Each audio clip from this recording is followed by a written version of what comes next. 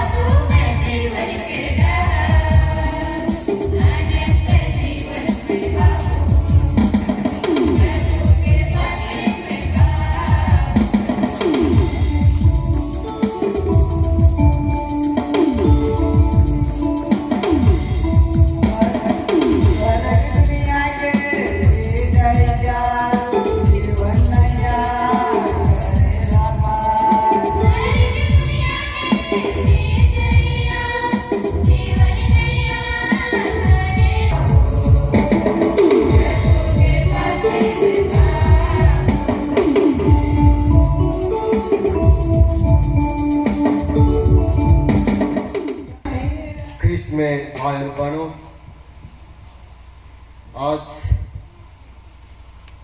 हम यहाँ पर पूरे डाल्टनगंज धर्म प्रांत से यहाँ पर एकत्र हुए हैं और ये ईश्वर की योजना है।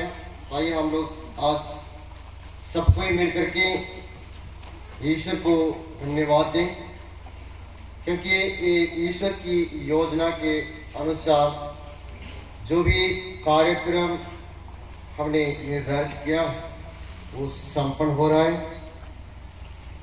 और आज इस पावन दिन में मैं पूरे डाल्टनगंज धर्म प्रांतीय कैथोलिक आम सभा की ओर से और पूरे कंजियपल्ली की ओर से सभी विश्वासियों की ओर से मैं हमारे धर्म प्रांत के प्रेरित प्रशासक स्वामी केदार वास्केनस को हार्दिक अभिनंदन करते हैं।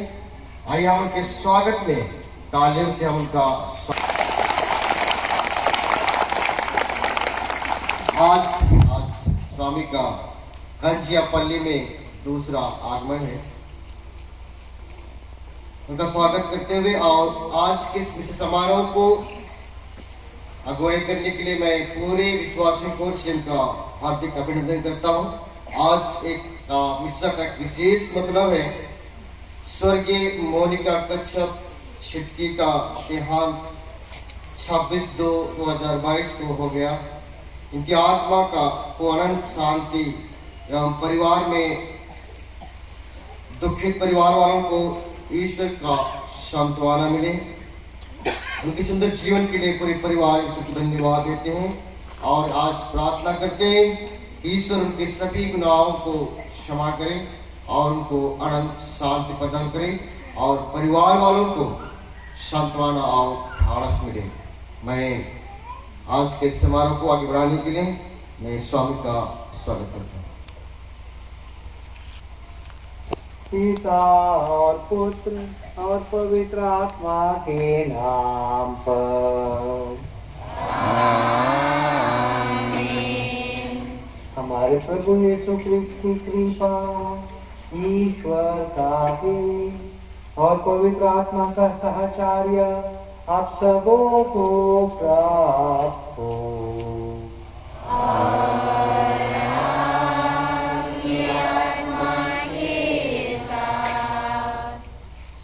मेरे प्यारे भाई और बहनों, मेरे पुरोहित भाइयों, पंडित पुरोहित फादर नॉर्बर्ट, कैथोलिक सभा के एडवाइजर, आध्यात्मिक एडवाइजर फादर मुक्तलाल,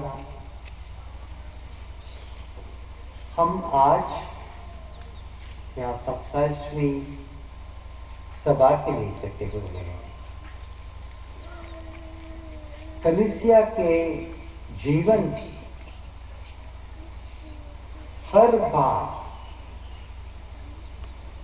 प्रभु की प्रजा इकट्ठी होती है, वो अवसर प्रभु की कृपा के अवसर होता है और इसलिए एक साथ मिलना, एक साथ प्रभु की पूजा करना, एक दूसरे के लिए प्रार्थना करना,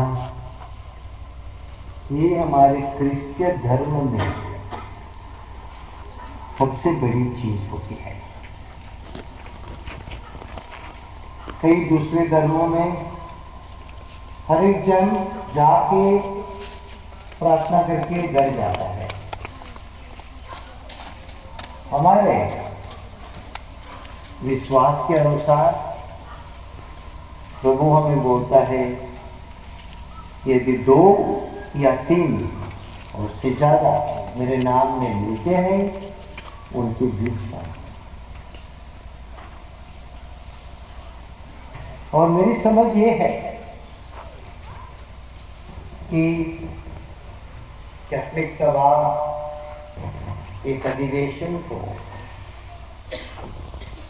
इस सम्मेलन को दूसरे महिला, बच्चे भी मिले जुले हुए हैं। हम कलीसिया का परिवार यहाँ इकट्ठा हुआ है, और इसलिए इकट्ठा हुआ है क्योंकि प्रभु में विश्वास करते हैं, और वो ही प्रभु हमें बुलाता है। और हमें इसलिए बुलाता है क्योंकि हमारी भलाई चाहता है।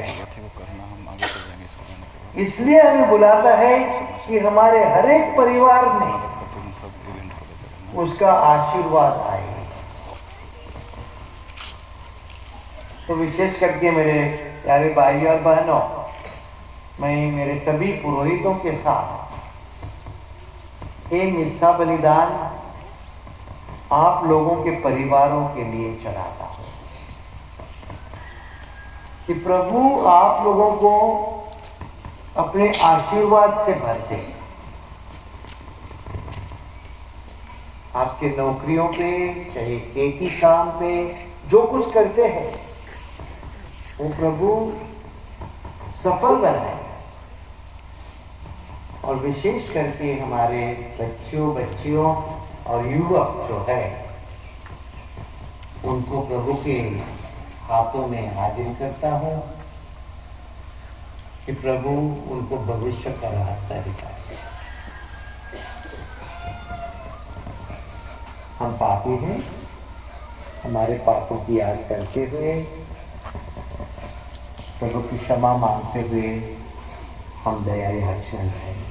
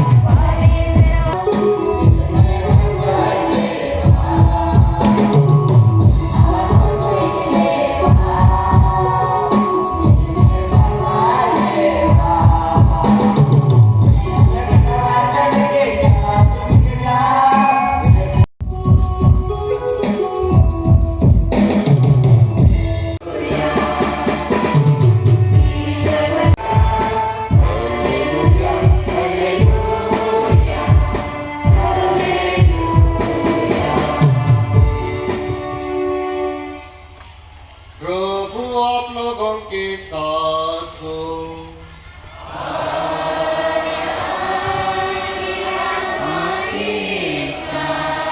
संत लूकास के अनुसार पवित्र सुसमाचार।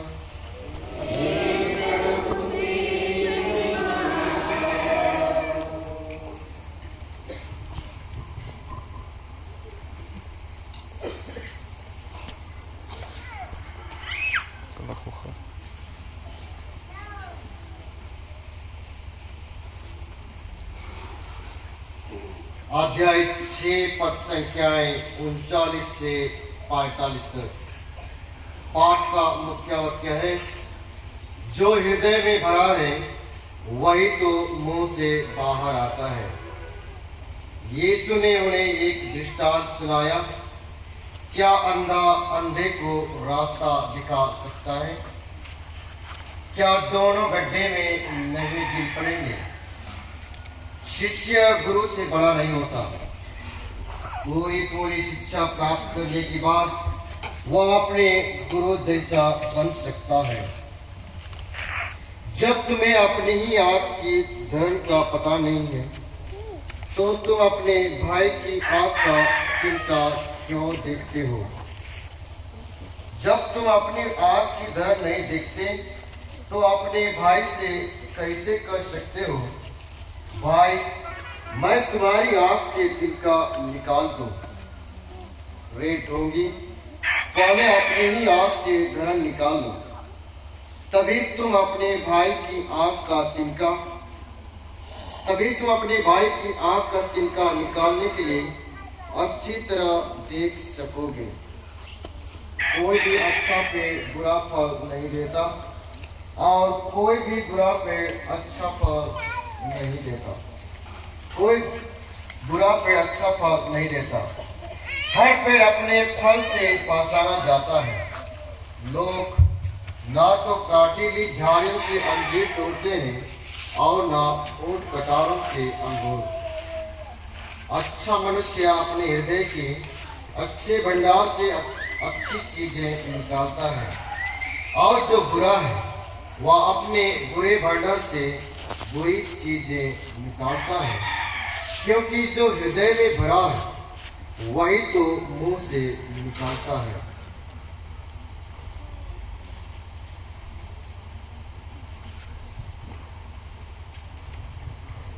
यह प्रभु का पवित्र समाचार है।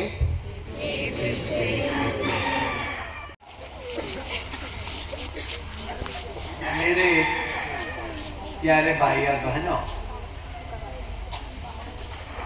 गिरजा में सदा ऐसा होता है कि महिला लोग आगे बैठते हैं और जो मर्द लोग हैं वो पीछे बैठते हैं।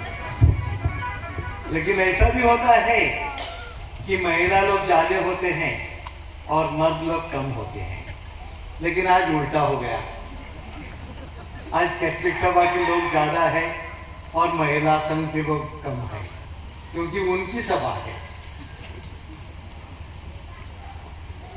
हम इस शुभ अवसर पर यहाँ इकट्ठे हुए और आज के इतवार की जो पाठ हमारे सामने लगाए हैं ये बहुत सुंदर है, लेकिन थोड़ा सा कड़वा भी है। पहले पाठ में हमें एक प्रवक्ता ग्रंथ से बताया जाता है जबान का उपयोग से क्या होता है। जो शब्द हमारे मुंह से निकलते हैं, जो वचन हमारे व्यक्तिगत रूप से बाहर निकलते हैं, उनका दुनिया पे, दूसरों पे काफी दबाव लगा।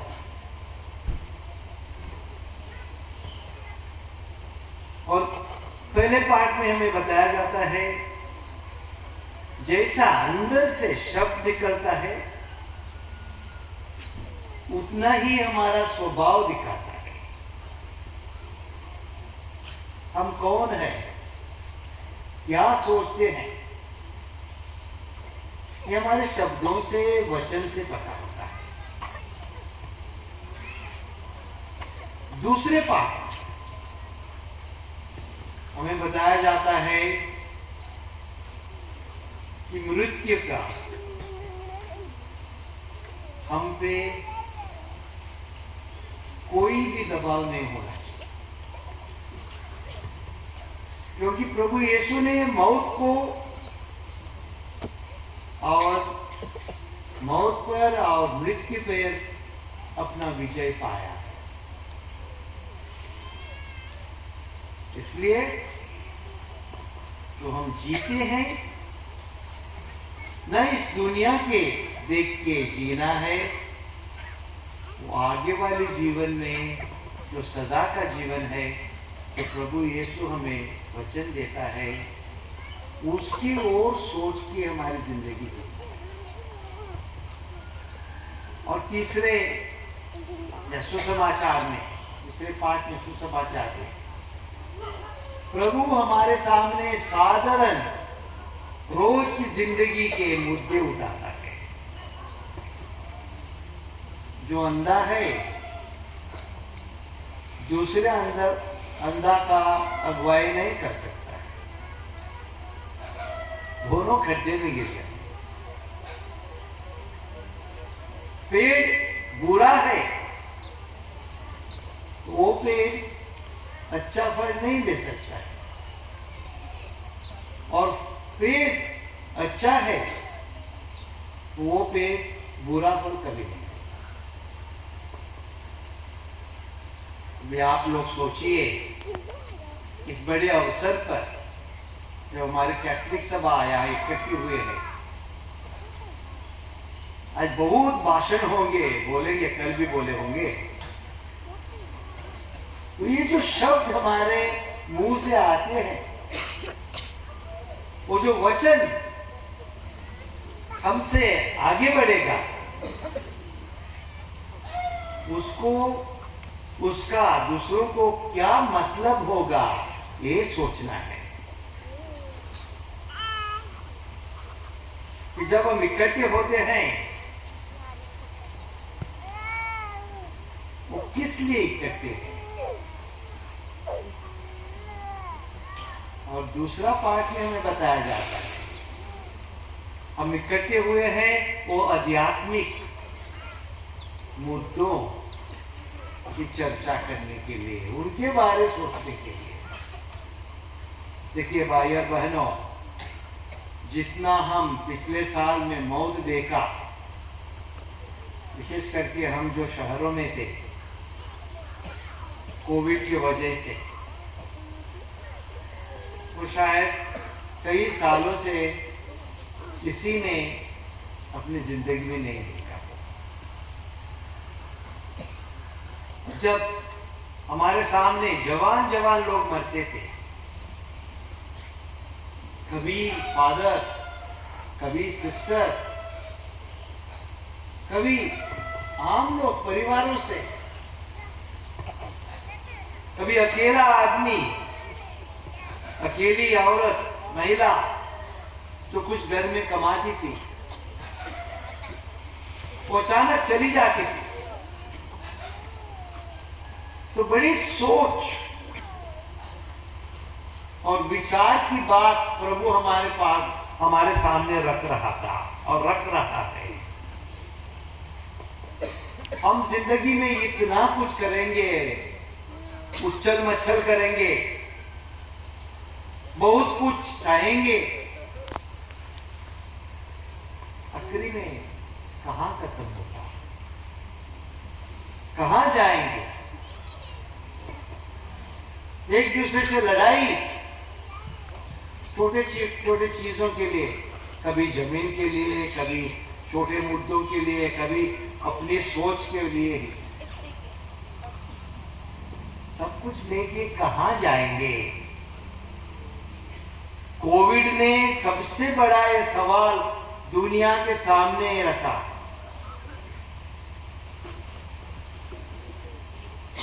और जैसे सुसमाचार में हमें बोला जाता है, आप लोग जो कैथोलिक सभा के हैं, महिला संघ का तो पिछले हफ्ता हो गया, आप लोग अपनी परिवार की अगुवाई कर रहे हैं। यदि अच्छी तरह से परिवार की अगुवाई करना है तो अंधे नहीं बन सकते हैं। आंखें खोल के ये अगुवाई करनी होती है। और आंखें खोलने का मतलब क्या है मेरे प्यारे भाई और बहनों? आंखें खोलने का मतलब ये है कि हमारे परिवार को, हमारे समाज को, हमारे समुदायों को आध्यात्मिक रूप से कौन सी चीज अच्छी है। जो सिर्फ संसारी चीजों से सोचता है, जो सिर्फ राजनीति के बारे में सोचता है, जो सिर्फ अधिकार लेने का सोचता है, उसकी आंखें बंद होते हैं। आंखें खोलने का मतलब मेरे प्यारे भाइयों बहनों ये है दूसरों का दुख देखना, दूसरों के कष्ट देखना, उनकी मदद कैसे कर सकते हैं, चाहे परिवार में, चाहे समुदाय में, चाहे पूरे गली में। जिसके पास होता है वो जब नहीं करता है तब वो अंधा होता है। दिल में तरस रखना और तरस के साथ दूसरों को देखना, इसका मतलब है जो अंधापन है वो निकालना। यदि हम सभी स्वार्थी बनेंगे, एक स्वार्थी दूसरे स्वार्थी को ले चलेगा, तो एक अंधा दूसरे अंधा को स्वार्थी के खड्डा में खत्म कर देगा। और आखिरी बात मेरे प्यारे भाई और बहनों, हम किस तरह के फल देते हैं। पहले पाठ में हमें बताया है कि स्वभाव का फल वचन है, शब्द है। सुसमाचार में हमें बताया है बुरा पेड़ अच्छा फल नहीं दे सकता, अच्छा पेड़ बुरा फल नहीं देता है। किस तरह हमारी कर्तव्य होती है, हम क्या करते हैं, हम लोगों के पास क्या लेके जाते हैं दूसरों के पास। यही विचार मेरे प्यारे भाई और बहनों आज के 8वां इतवार में आप लोगों के सामने रखा। कलीसिया अच्छे फल चाहती है, कलीसिया अच्छे शब्द, अच्छे वचन चाहती है। वो हमारी सिनद अभी चल रही है, एक साथ चलना, जैसा यहां लगाया है, एक साथ चलना, एक साथ हम हमारे समुदाय को, हमारे कैथोलिक सभा को, हमारे डायसिस को आगे कैसे बढ़ाए, यही हमारी सोच होना चाहिए। अपना सोचता नहीं, प्रभु के सोचते हुए, कलीसिया के सोचते हुए, और दूसरों का, विशेष करके मैं ये दोहराता हूं, विशेष करके वो लोग जो गरीब है, जो कष्टाते हैं, जो कठिनाई है, तो वैसा करेंगे तभी हम सही फल, अच्छे फल दे पाएंगे।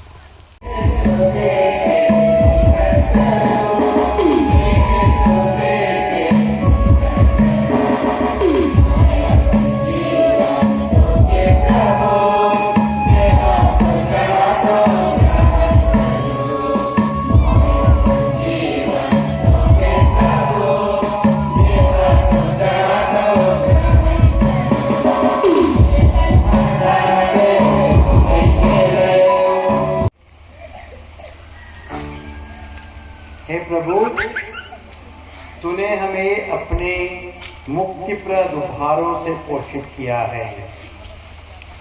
जिस संस्कार द्वारा तू इस जीवन में हमारा पालन पोषण करता है, उसी के द्वारा हमें अनंत जीवन का सहभागी बना दे। हम तेरी दुहाई देते हैं अपने प्रभु क्रिस्ट के द्वारा। मैं आप लोगों को धन्यवाद देता हूँ, पंडित पुरोहित को, फादर मुक्तलाल को, सभी कैथलिक सभा को। सिर्फ बाद में आप और एक बार बोलना है लगता है, लेकिन एक की दो चीज़ें बोलना चाहता हूँ मिस्सा के बारे में। आप लोगों को मैंने रोका जब गाना गा रहे थे, इसलिए क्योंकि कलीसिया वो क्षण ऐसा रखता है जो मौन का क्षण है। और सभी लोगों ने चुपचाप मौन रह के प्रभु का प्रणाम करना है, नमस्कार करना है। और सिर्फ यहाँ देखा है, हम रांची में बंद कर दिए गए, जो उस टाइम गाना गाते हैं वो गाना नहीं कहीं मिसाल में नहीं लिया है। दूसरी बात है, जब ये पूरा यूकरिस्टिक प्रेयर बोलते हैं तो सबसे महत्वपूर्ण है जहाँ ये दाखरस और रोटी प्रभु की शरीर और लहू बनती हैं, उसके अंत में इन्हीं प्रभु क्रिस्ट के द्वारा वो सिर्फ पुरोहित के लिए है। यहाँ मिसा के इसमें पढ़ेंगे, वहाँ भी लिखा है कि बाद में लोग उत्साह के साथ आमेन आमेन गा सकते हैं या बोल सकते हैं। आमेन आमेन का मतलब क्या है? जो कुछ पुरोहित ने कहा है हम सहमति, उत्साह। तो ये कई चीज़ों, मेरे पुरोहित भाइयों से भी मेरे ये छोटी सी विनती है कि कई कई मिसा में एक एक पुरोहित ने अपना अपना कुछ शुरू कर दिया है, उसके बाद वो कोविड जैसा सभी जगह गया है, तो उसको धीरे धीरे जैसा हमें यहाँ बताया गया है इस मिसा के ग्रंथ में वैसा करें। ये मेरी आप लोगों से विनती है। तो बुरा नहीं मानना, आप नहीं जानते थे, तो वो क्षण होता है जब हम प्रभु को मौन से, पूरे दिल से, पूरे मन से, कुछ बाहर से नहीं आता है, हमारे अंदर से एक प्रणाम होता है, अंदर से नहीं।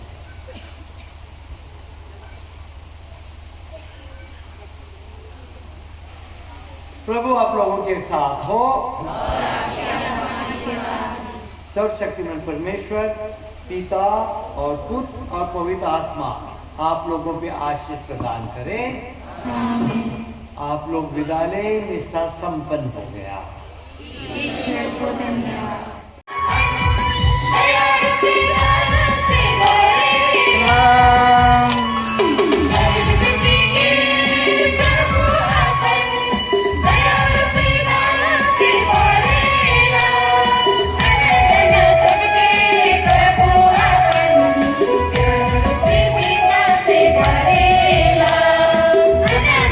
सबके प्रभु अपन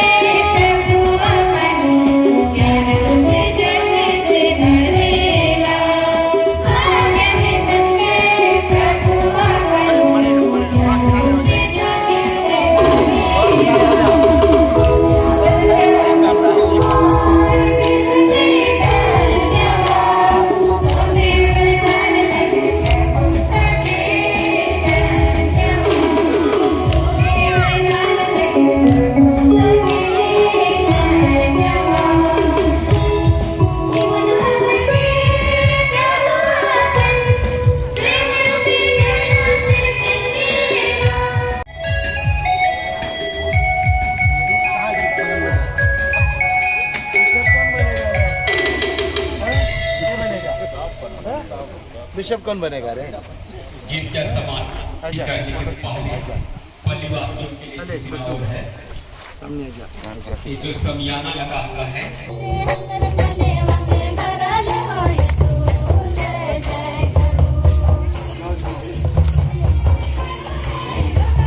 सबसे बड़ी बॉडीगार्ड सुरेश है और दिलीप। हाँ, न्यू ईयर को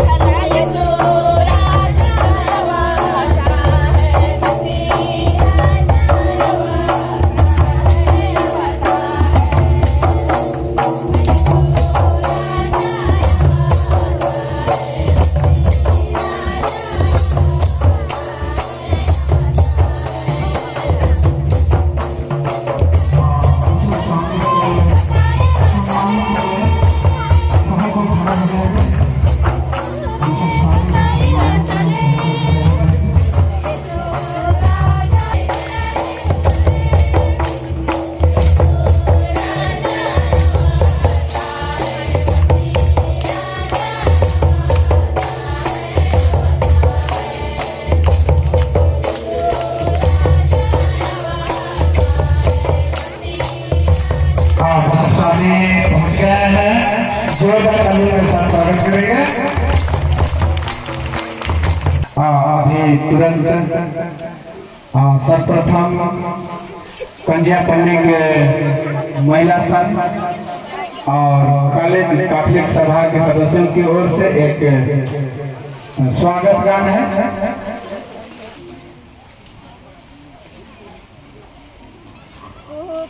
कोयल बोले या तो पहाड़ी पर्वते मित्र बोले या तो पहाड़ों कोयल बोले कोयल बोले या तो पहाड़ी पर्वते मित्र बोले या तो पहाड़ों कोयल बोले जोहार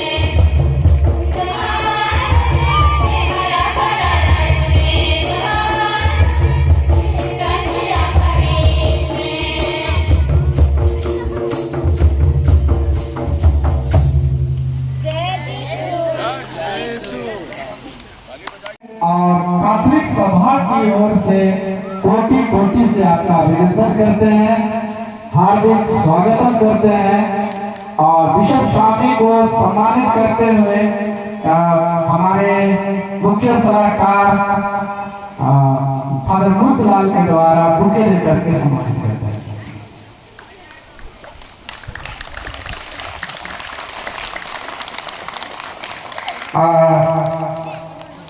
इसके बाद हमारे आज के मुख्य वक्ता जो गुटगांवपल्ली से चलकर पहले पृष्ठ में है, गुटगांवपल्ली है और उनको भी बुके देकर के सम्मानित करते हैं फादर मूतलाल।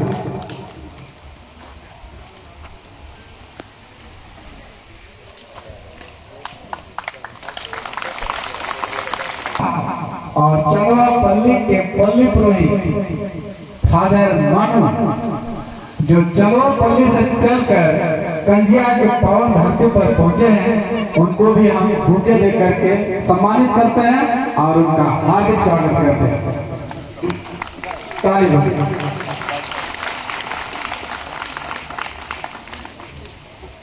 पर पहुंचे उनका हार्दिक अभिनंदन करते हुए फादर जॉर्ज को बुके देकर के सम्मानित करते हैं और उनका स्वागत करते हैं। जो सबकी उत्तरी लातेहार से पलामू विकारियट के टीम फादर मनु जो चंगवापल्ली से चलकर हमारे कंजिया के पावन धरती में पहुंचे हैं, उनको भी हम हार्दिक स्वागत करते हैं और बुके देकर के सम्मानित करते हैं। अच्छा कोई बात स्वागत करते हैं।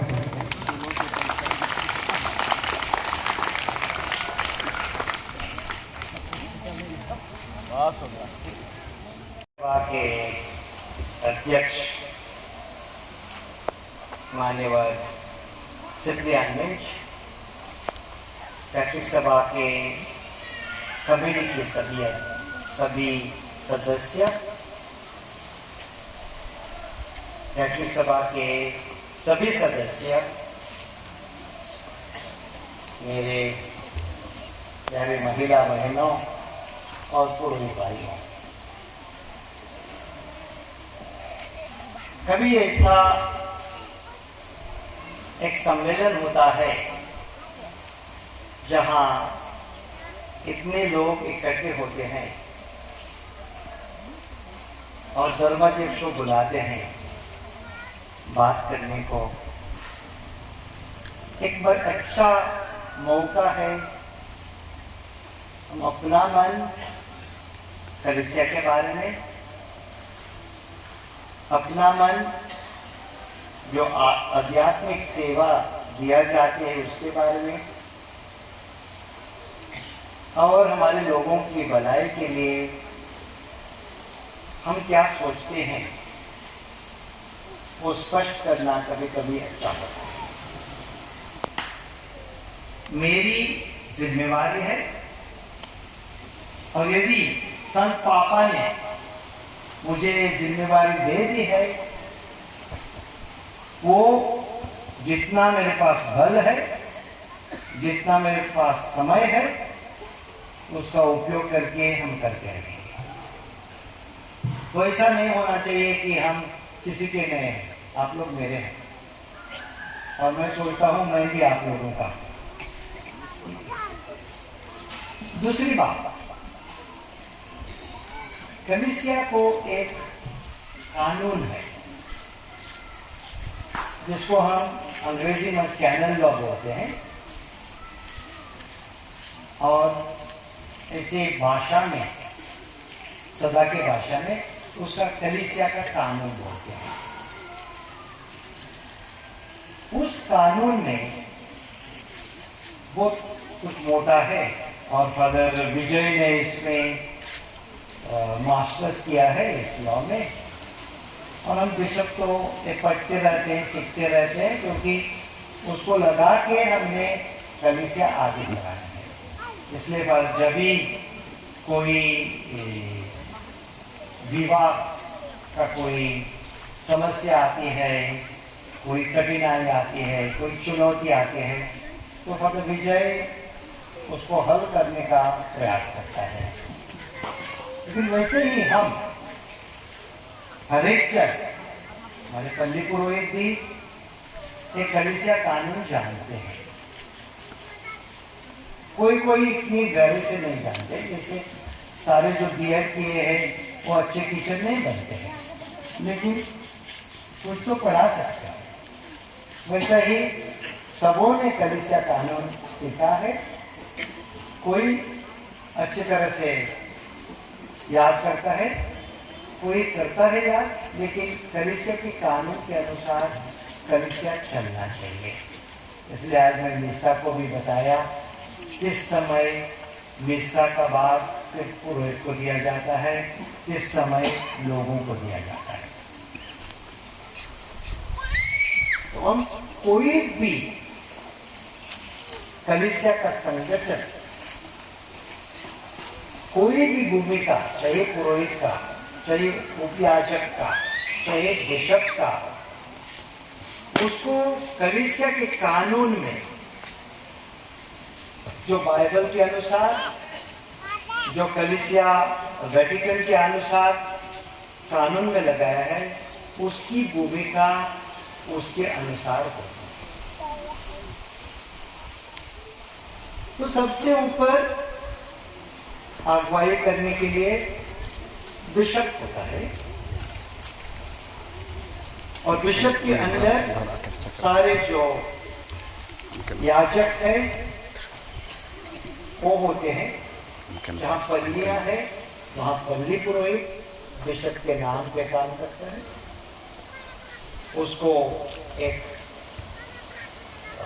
सहायक पल्ली पुरोहित दिया जाता है, वो उसकी सहायता करता है। स्कूलों का अलग तरह से चलता है, क्योंकि वहां प्रिंसिपल होता है जो सिविल लॉ है या सरकारी कानून है उसके अनुसार जाता है। लेकिन वो भी कैथलिक स्कूल होने के नाते बिशप की जो अगुवाई है उसके अंदर आता है। मैं क्यों बोल रहा हूं आप लोगों को, मेरे प्यारे भाई और बहनों, क्योंकि एक जो चर्च का है और एक एक पल्ली को अपना अपना पास्टरल काउंसिल होना चाहिए, छोटा सा ग्रुप जो सलाह देता है, निश्चय निर्णय नहीं करता है, सलाह देता है।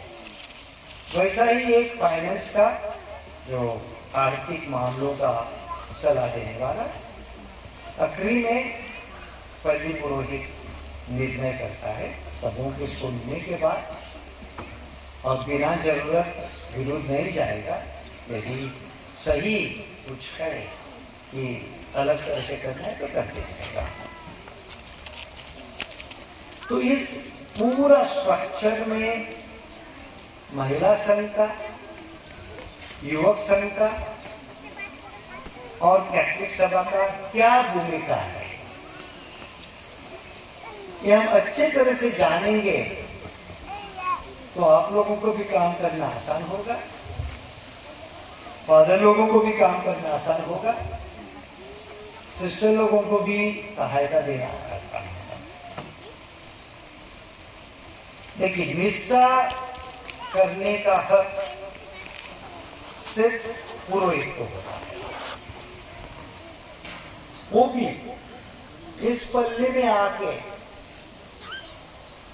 कोई पुरोहित शादी का मिस्सा नहीं कर सकता है बिना पल्ली पुरोहित के अनुमति। सिर्फ बिशप आके कहीं कर सकता है, लेकिन दूसरे पुरोहित नहीं कर सकते। ऐसा क्यों होता है?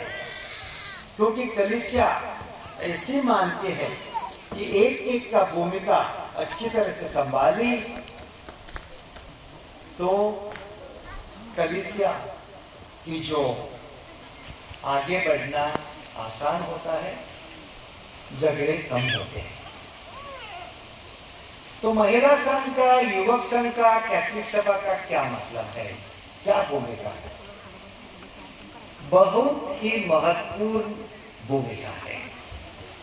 और आज मैं सिर्फ कैथलिक सभा के बारे में बोल दूंगा, क्योंकि महिला संघ लोगों ने, आप लोगों ने अपना कर दिया है फंक्शन ना, तो अगली बार आप लोगों से भी, आप लोगों की बात भी करेंगे। अगुवाई और सहायता दो चीज है।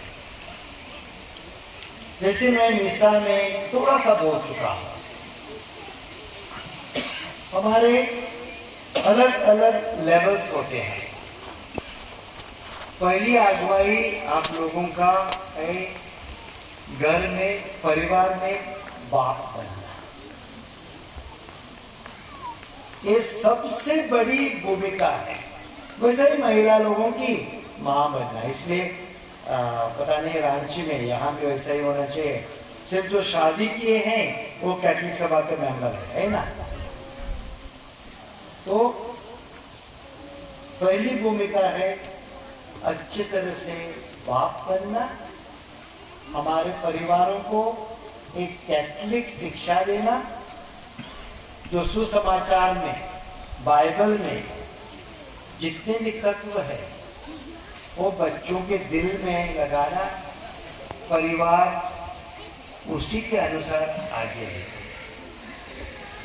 इसलिए जैसा आज का पाठ में बोल रहा था, यदि बाप अंधा बन गया तो पूरा परिवार ही अंधा बन जाएगा। यदि बाप गलत रास्ते में जाएगा तो बच्चे माँ का थोड़ा सुनेंगे, दूसरों का थोड़ा सुनेंगे, कोई एक सुनेगा, बाकी पूरा परिवार उससे साइड जाएगा। तो ये पहला भूमिका है हमारी। दूसरी भूमिका, जो अपने पड़ोस में किस तरह प्रभु यीशु क्रिस्त में विश्वास फैलाना, प्रभु यीशु क्रिस्त ने जो हमें सिखाया है वो हमारी में जिंदगी जीते जीते दूसरों को रोशनी देना। और तीसरी भूमिका जो कलीसिया के ओर है, इसमें कभी कभी बहुत गैर समझ आता है। कोई सोचता है, जैसा मैं सुना है कि महिला संघ में हुआ, कोई बिशप बनाने की बात करते हैं। वो बिशप बनाने के हम दूसरे बिशप की काबू नहीं है। बिशप लोग सिर्फ पोप बनाता है, हम बिशप बने हैं तो पोप बनाता है। और कोई बिशप, महिला लोग बिशप लोग नहीं बना सकते, न कैथलिक सभा, न हम पूरा भारत के बिशप इकट्ठे होके हमसे पूछताछ आती है वेटिकन से, हमसे शायद नाम मांगते हैं। लेकिन जब बिशप किसी जगह पे बैठाना है, वो संत पापा की सिग्नेचर से ही होता है। तो कोई ऐसा सोचता है कि हम बिशप बनाएंगे, छोड़ दीजिए, हम भी नहीं बना सकते। हम ये कोई फादर को नहीं बोल सकते आपको बिशप बना दूंगा, किसी को नहीं तो पूछ लीजिए, किसी को बोला है तो नहीं बोल सकते। और हम बोलेंगे तो हम कलीसिया से बाहर भी कर सकता है संत पापा। तो अपनी अपनी भूमिका जानना चाहिए, तभी हम आगे जा सकते हैं। दूसरी चीज है, सभी क्रिश्चियन लोग आके अपने पल्ली पुरोहित से, अपने पुरोहित से, अपने बिशप से बातें कर सकते हैं, सलाह लेके आ सकते हैं। उस सलाह के अनुसार बिशप, पल्ली पुरोहित हम एक एक जन से ज्यादा जानता है। कभी कभी कोई बोलता है इस वेदी पे हम 4 फूल लगा रहे हैं,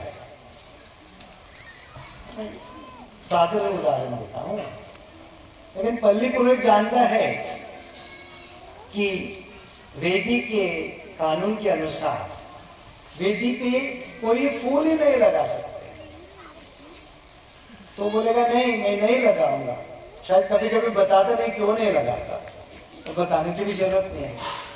लेकिन हम तो सलाह दे दी, हमारा सुन लिया ठीक है, नहीं सुन लिया तो उसकी जिम्मेवारी है, क्यों नहीं सुन लिया। लेकिन जैसे मैं बोल चुका हूं, मैं सबों से बात करता हूं, सबों का सुनता हूं, लेकिन हम जानते हैं कानून कहाँ है, हम जानते हैं किसी की परिस्थिति। एक कैथलिक सभा के लिए मैं एक ही उदाहरण देता हूं जो मेरे लिए थोड़ा सा चिंता की बात है। जब शादी करते हैं, मैं किसी की निंदा नहीं करना चाहता हूं, किसी को कुछ नहीं बोलना चाहता हूं, लेकिन थोड़ा सा अच्छी तरह से हमने सोचना चाहिए कि कई ऐतिहासिक कारण के लिए हमारे गांव में पंच बने थे। अभी कभी कभी हमारे पास ऐसे केस आते हैं, तो एक मेरे पास आया कि कोर्ट में शादी की थी, तो पंच बोलने लगे उसने कोर्ट में शादी कर दिया, मारामाती शादी है, 10,000 रुपया देना। उसने कोर्ट में शादी कर दी क्योंकि उसको सरकारी कानून के अनुसार जरूरत थी वो करने की, एक डॉक्यूमेंट वगैरह फिल करने की। कलीसिया के कानून के अनुसार कोर्ट में शादी करना मारामाती शादी नहीं है, क्योंकि जैसे गोवा के राज्य में, महाराष्ट्र के राज्य में, यहाँ गिरजा में एक आदमी एक महिला शादी नहीं कर सकती यदि उन्होंने पहले कोर्ट की नहीं की। तो मारामाती शादी में मैं सिर्फ उदाहरण देता हूँ, बाद में आप लोगों के अलग संस्कृति है, अलग बात है। तो 10,000 दिन बोला, उसके पास 10,000 नहीं थे, तो रो के हमारे पास आए। तो हम बोले ए मारामाती शादी नहीं है। तो पंच लोग वो गुस्से से हो पल्ली पुरोहित को, हमसे तो आज तक गुस्सा करने वाला कोई नहीं हुआ है, तो पल्ली पुरोहित से बहुत गुस्सा कर दिया कि हम मिशन चंदा नहीं देंगे।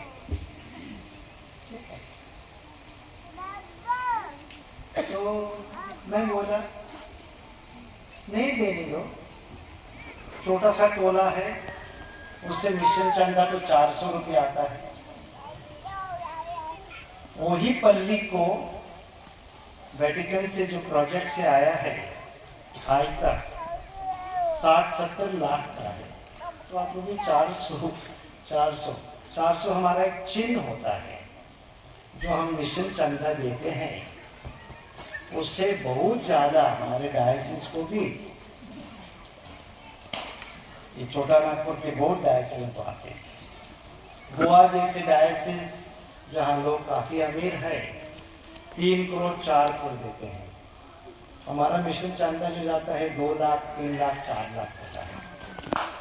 और जो प्रोजेक्ट हमें आते हैं वो कभी कभी 60 लाख का 70 लाख का एक ही प्रोजेक्ट 1-2 आते हैं, क्योंकि वो अमेरिका से, जर्मनी से, अलग अलग जगहों से वही मिशन चंदा देते हैं। लेकिन हमारा चिन्ह है कि हमारे लोग भी मिशन का, तो मुझे इसे बोल दिया हम चंदा नहीं देना।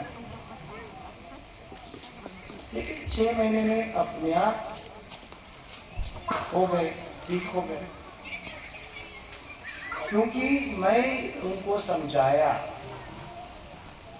इसकी मारामाती शादी है, मारामाती शादी नहीं है, वो सिर्फ बिशप का निर्णय पर है और बिशप सब कुछ देखेगा।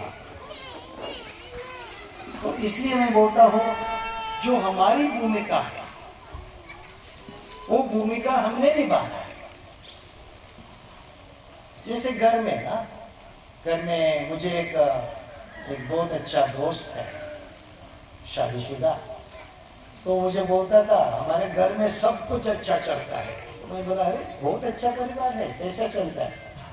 तो बोला बड़े बड़े निर्णय मैं करता हूँ, छोटे छोटे निर्णय है वो बीबी के चोरे हैं। तो मैं पूछा बड़े बड़े निर्णय कौन से हैं आप करते हैं? हाँ, मेरा निर्णय ये होता है कि सरकार बदले या ना बदले, रूसिया और अमेरिका के बीच युद्ध हो जाए या ना हो जाए। और बीबी कौन सा फैसला करती है? हाँ, बीबी फैसला करते हैं बच्चे कौन से स्कूल जाएंगे, क्या खाना खाएंगे, घर कैसा चलेगा, छोटी छोटी चीज है। तो हम बड़े बड़े निर्णयों की नहीं सोचना है। जब कैथलिक सभा आपको जो चलती है, तो ये कैथलिक सभा, महिला संघ, युवक संघ 3 मुद्दों पे चलती है। एक है सभी कलीसिया के भागीदार है। तो कैथलिक सभा के भाग बनना, महिला संघ में शामिल होना, युवक संघ में सेवा करना, इसका मतलब होना चाहिए कि कलीसिया के लिए अंदर से उत्साह बढ़ती है। यदि उत्साह नहीं बढ़ती है, ये संगठन की हमें जरूरत नहीं है, न आपको न कलीसिया। तो पहला मुद्दा यह है, आज कैथलिक सभा ने, वैसा ही महिला संघ ने, युवक संघ ने ये पूछना चाहिए, हमारे संघ में रह के, हमारे सभा में रह के, क्या हमारे जो सदस्य हैं उनका कलीसिया के लिए उत्साह बढ़ता है या नहीं? दूसरी बात, कैथलिक सभा, महिला संघ, युवक संघ, वैसे मैं मेरे पुरोहित भाइयों को भी बोलता हूं, कभी ये नहीं सोचना कि कलीसिया मेरे लिए क्या कर सकती है। मैं पुरोहितों को बार बार बोलता हूं, हम लोगों के लिए है, प्रजा के लिए है, कलीसिया के लिए है। इसलिए हमें न रात की न दिन की परवाह है। जहां जाना है जाते हैं, करना है करते हैं। क्योंकि यदि हमें पुरोहितों को अभिषेक किया है, वो सिर्फ एक चीज के लिए किया है कि प्रभु की पूजा करें, प्रभु की सेवा करें और हमारी प्रजा की सेवा करें। लेकिन वो ही ये हमारे महिला संघ को, युवक संघ को और कैथलिक सभा को भी लगता है। यदि हम कैथलिक सभा में इसलिए है कि कलीसिया से हमें कुछ मिलेगा, आध्यात्मिक चीजें छोड़ के बाकी कुछ मिलेगा, तो राजनीति में और हमारे बीच क्या फर्क है? यदि, और मैं देखता हूं कभी कभी पल्लियों के संघों में, कभी कभी डायसिस के संघों में भी इतनी राजनीति होती है, कौन सदस्य बनेगा कमेटी का, कौन प्रेसिडेंट बनेगा। ऐसे कैथलिक सभा का, ऐसा महिला संघ का, ऐसे युवक संघ का न कलीसिया की जरूरत है, न आप लोग। ये दूसरा मुद्दा है। और तीसरा, यदि हम कलीसिया के कई संघ का, कई ग्रुप के सदस्य हैं सिर्फ इसलिए कि हमारी आध्यात्मिक बुलाहट है, हम क्रिस्त का अनुसरण और अनुकरण करना चाहते हैं,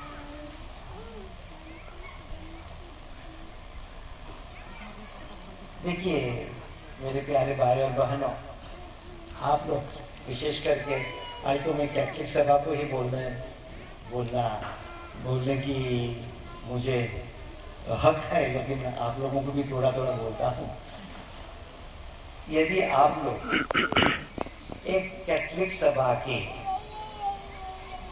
एक बैठक के बाद घर में दुखी जाते हैं, निराश जाते हैं, तो क्या फायदा? इसके लिए तो कैथलिक सभा नहीं बनाई है। कैथलिक सभा इसलिए बनाई है कि आप लोग घर जाते हैं, खुश जाते हैं, हमें आध्यात्मिक कुछ मिला है। ये मेरी इच्छा है आप लोगों के लिए। बुरा नहीं मानना, मैं थोड़ा सीधा बोलने वाला आदमी हूँ। जो देखता हूँ उसके बारे में बोलता हूँ, जो दिल में है वो बोलता हूँ। जैसे आज की पाठ में बोला है, जो दिल में है वो बाहर आता है। मुझे कलीसिया की बहुत चिंता है, बहुत प्यार है। और इतना ही मैं हमारे सेमिनेरियंस को भी, हमारे पुरोहितों को भी बताते रहता हूँ कि सोते समय, उठते समय, हर दिन हमारी पहली सोच होना चाहिए हम कलीसिया के लिए हैं। हम जो करते हैं लोगों के लिए करते हैं, और इसलिए हमें राजनीति की जरूरत नहीं है। राजनीति वो लोगों को जरूरत है तो सारे सेवा के नाम बोलते हैं, जिनको पैसा चाहिए, शक्ति चाहिए, अधिकार चाहिए। कलीसिया में अधिकार है, कलीसिया के कानून के अनुसार अधिकार दिया जाता है। पुरोहितों को, बिशपों को, कैथलिक सभा के प्रेसिडेंट को, महिला संघ के सेवादात्री को, सबों को दिया जाता है। लेकिन अधिकार का मतलब सेवा है। अधिकार का मतलब राज करना नहीं है। प्रभु यीशु बार बार बोलता है, अधिकार का मतलब ये है कि हम दूसरों की भलाई कर सकते हैं, दूसरों के जो समस्या है वो हल कर सकते हैं। इसलिए मैं आप लोगों को बधाई देता हूं। बहुत अच्छा लगा इतने हमारे कैथलिक सभा के सदस्यों को यहाँ देख के। कभी कभी ऐसे बोलते हैं कि महिला लोग ज्यादा होते हैं। आज बहुत अच्छा लगे कम लोग हैं कि आप लोगों की मेजोरिटी बन गई, लेकिन वोटिंग नहीं होगा। ठीक है, तो आप लोगों को बहुत बहुत धन्यवाद। और आप लोगों को कुछ भी है, पूछना है, बोलना है, मैं सदा तैयार हूँ आप लोगों को सुनने के लिए। लेकिन जैसा मैं बोल चुका हूँ, सब कुछ हमारे हाथों में नहीं होता है। हम जो है वो ऊपर भेजते हैं। हम भी जानते हैं हमारा अधिकार कहाँ तक जाता है। हम भी जानते हैं क्या कुछ हम कर सकते हैं, नहीं कर सकते। लेकिन सुनने का अधिकार तो सबों को है, और बोलने को आमने सामने, चुगलियां करने का नहीं, आमने सामने कुछ पूछना है तो मैं सदा तैयार हूँ। आप लोगों को बता भी दूंगा क्या चीज़ है, क्या चीज़ नहीं है। क्या कुछ नहीं बता सकता हूँ वो भी बता दूंगा कि नहीं बता सकता हूँ। लेकिन जरूरी है मेरे प्यारे भाइयों बहनों कि हम प्रेम से एक दूसरे के अच्छे भावना है इकट्ठा करके आगे बढ़ें। आप लोगों को बहुत बहुत धन्यवाद। आप लोगों को प्रभु आप लोगों के साथ हो। सर्वशक्तिमान परमेश्वर पिता और पुत्र और पवित्र आत्मा आप लोगों पे आशीष प्रदान करे। सबों को जय यीशु और जोहार।